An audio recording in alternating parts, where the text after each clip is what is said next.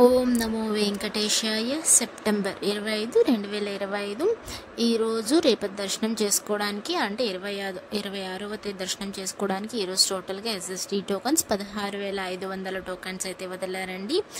ఈ టోకన్స్ అన్నీ తిరుపతిలో మాత్రమే ఇస్తారు, 3 ప్లేసెస్లో ఇస్తారు. అది కూడా విష్ణు నివాసం, శ్రీనివాసం అండ్ భూదేవి కాంప్లెక్స్.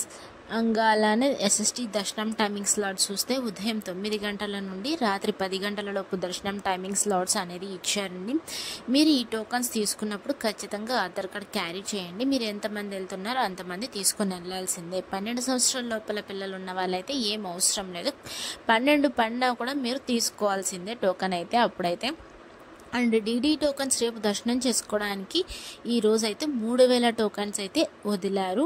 దీనికి కూడా ఆధార్ కార్డ్ క్యారీ చేయాల్సిందే. కానీ ఈ టోకన్స్ తీసుకున్నప్పుడు ఖచ్చితంగా మీరు శ్రీవారి మెట్టు మార్గమే వెళ్ళాలండి.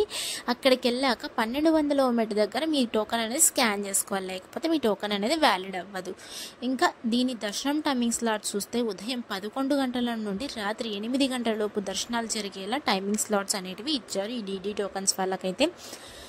సో మీరు చూసుకొని వెళ్ళండి. మీకు టోకెన్ ఇచ్చింటారు కదా, అందులోనే టైమింగ్ విత్ అడ్రస్ అన్నీ మెన్షన్ చేసి ఉంటాయి. మీరు బాగా చూసుకొని వెళ్ళండి. విత్ డేట్తో సహా మెన్షన్ చేసి ఉంటుంది. మీకు ప్లేసెస్ కూడా చెప్పాను ఎక్కడెక్కడ ఇస్తున్నారు అనేది కూడా. అండ్ నెక్స్ట్ నిన్నటి రోజున స్వామివారిని ఎంతమంది దర్శించుకున్నారు? 24వ తేదీ 9వ నెల 2025 58,628 మంది స్వామివారిని నిన్నటి రోజున దర్శించుకున్నారు. 21,551 మంది స్వామివారిని నిన్నటి రోజున తలనీలాలు సమర్పించారు.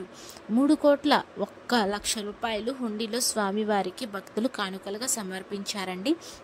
అలానే స్వామివారిని దర్శనం చేసుకోవడానికి ఎంత సమయం పడింది అనేది ఇప్పుడు చూద్దాం. నేరుగా సర్వదర్శనం వెళ్ళే వాళ్ళకైతే సుమారుగా నిన్నటి రోజున 8 నుండి 10 గంటల సమయం అయితే పడింది.